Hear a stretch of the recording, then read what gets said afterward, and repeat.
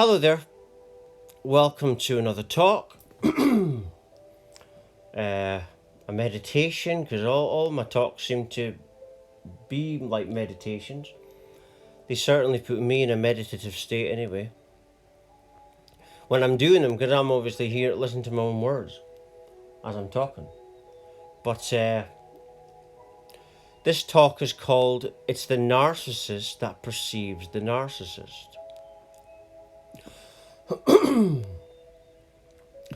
Now, this is a truth that came to me from I had an unexpected spiritual awakening just under 10 years ago. I was 24 years of age. I'm 34 this year, October 22nd. And in that part of that awakening this is before I knew what shadow work was. I remember talking about this on Facebook a few years ago. And this lassie said, mention shadow work. And I was talking about going within and all that stuff. And I didn't know what it was, so I was already doing it before I knew what it was called. Because in the awakening, everything became me.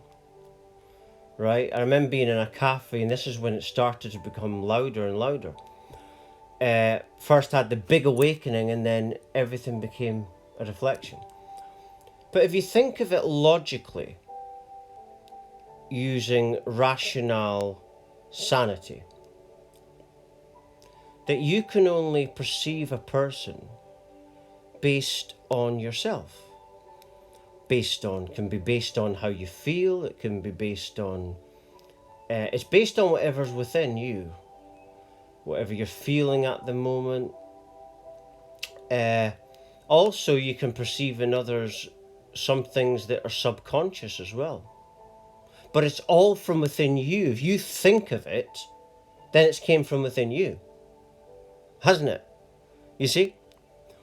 So when you start paying attention to what you're thinking at the moment that you're judging, you're hacking in to stuff that's within you. When you're paying attention to what you're thinking, how are you thinking that this person's a narcissist? It came from within you. Why did it come from within you? And if you use mindfulness meditation, you'll actually start to realize that you're wanting to judge this person. This is what I realized, to deflect away from yourself. And the reason you're doing this is because this is what the ego does. What's the ego? The ego is what I call the inner narcissist. I don't know if I've heard this. I've watched, as a psychologist, I watch on YouTube, and he mentioned someone similar to that, along those lines. The inner narcissist is the worst one. That's the narcissist. The people that don't realize that there's an inner narcissist, they're completely unconscious. Completely not awake at all. Because when you start to spiritually awaken, that's one of the things that happens to you. You start to realize that it's like you've become just sensible all the time. You're just thinking of the rational thing. Because what's happening in awakening, the rational mind is merging with the intuition. And that's why everything becomes rational. You see? You probably sound like a psychologist once you've had a spiritual awakening. But you've not been trained by the system. You've been trained by what people would call the divine. That's how you're able to be aware that what you're perceiving in others is you. But when you start attacking the narcissist, it's the narcissist. I saw a psychologist or psychiatrist say this on YouTube. The narcissist brings others down to bring themselves up. If you're bringing the narcissist down, you're doing that to bring yourself up. And that's what I thought that day when I saw that psychologist doing that. I thought, well, that's what you're doing. You see? So if you stare into that at that moment, while you're doing it, that's the shadow work. That's the shadow work. stare into that feeling that you have in the moment that you're a way to judge someone. Meditate upon that, the reason you're doing that. I always use mindfulness meditation. That's one of the meditations I do pretty much all the time. And that was how I realized this. And then a few years later into the awakening, I learned about shadow work, and that's what I was basically going through. A lot of the stuff I've went through, people have actually told me that there's spiritual names for it. It already exists, but I didn't know that because I didn't know anything about this kind of thing before my awakening. You're talking about just an idiot pretty much. But I had the awakening, and then I started to tap into things that I didn't even know existed or not. So at the start of the awakening, I was very timid of sharing the knowledge because I thought people would think I'm crazy. Now I just don't care. But yeah, back to what I was talking about. So when you start demonizing people, don't have to be calling them a narcissist, but when you're demonizing people, that's narcissistic behavior right there. When you're calling someone a narcissist, that's narcissistic behavior. I do it myself. But I'm aware that when I do it, that is something within me. That is something within me that is doing that. And the reason we do that is to make ourselves feel better. People are easy to understand. People dish out to people based on how they feel about themselves. So it's basically it's a mirror of that, and you can actually understand yourself and your own healing process and your ascension and all that stuff by paying attention to how you talk about other people. Do this sometimes, a lot. When you're in situations around people, pay attention to how you're what kind of light are you trying to put people in? And that can tell you a lot about where you need to heal. So if you're bringing someone down, calling them a narcissist, and you're continually judging them, that's telling you where you need to heal. Also, there's a thing that I call the angelic signs. Now, the angelic signs is what I give a name to those moments when we're judging someone. I believe that those moments are opportunities from the divine for us to practice at that moment where we judge someone. If you just practice at that moment to be non-judgmental, you will actually develop compassion, empathy, unconditional love. You develop unconditional love. It's not a giving unconditional love, but you have to do it in that moment that you're away to judge. You can actually judge a person without actually really judging them. And what I mean by that is you can say something about a person, but inwardly you're not really being judgmental.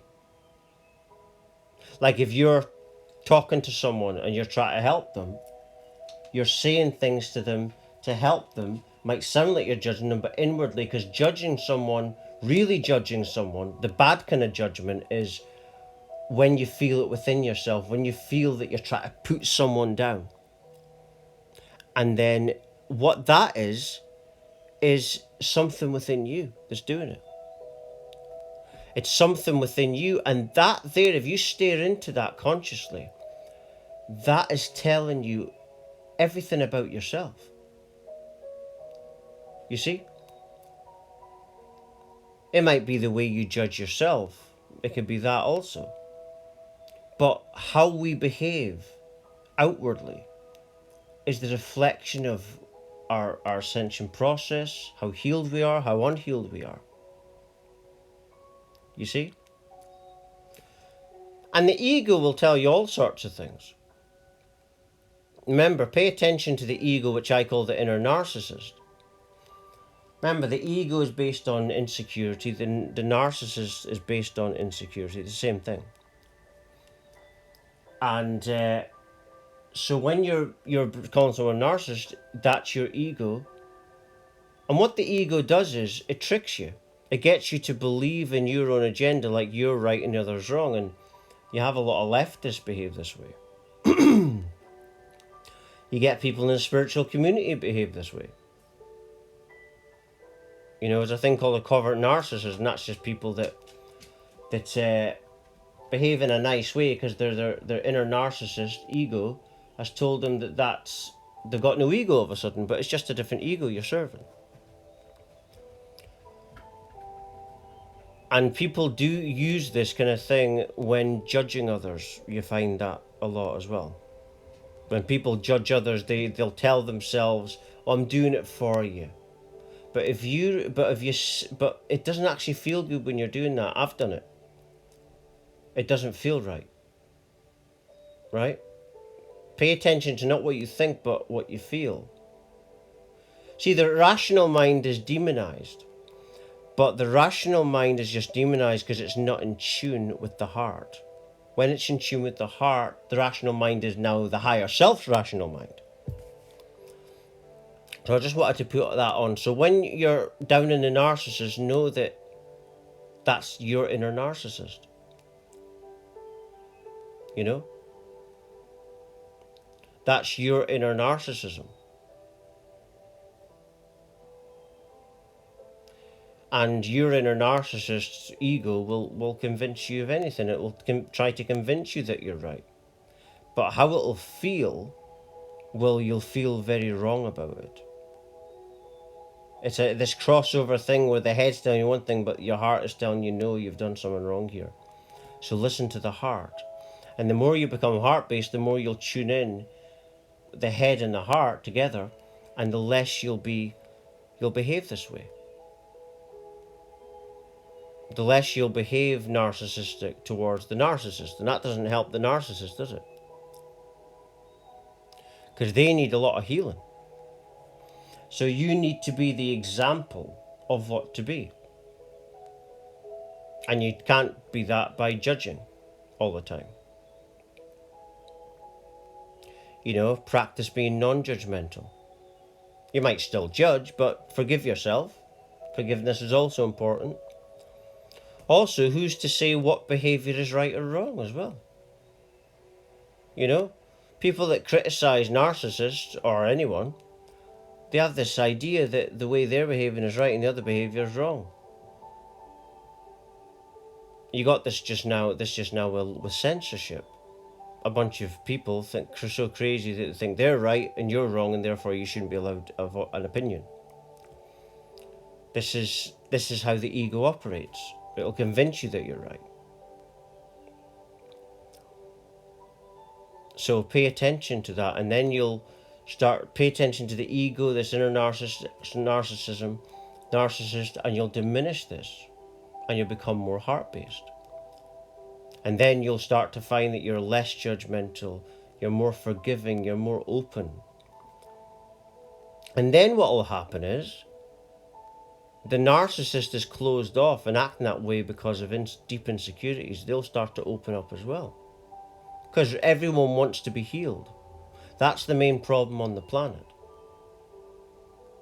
So everyone's closing up and acting narcissistic because of the fact they need healing. So what we need is open-heartedness. But also with that doesn't mean that you're soft. With that also comes authenticity. And that's not soft. That's cold hard truth coming from the heart. Which is when you do things for the highest good, the absolute truth. And that is the way how to heal your own inner narcissism and narcissist. And align with your higher self. And I'm just going to leave it there. For latest updates, talks, news, research, and much, much more, please do visit my website at www.lovelightfamily.com.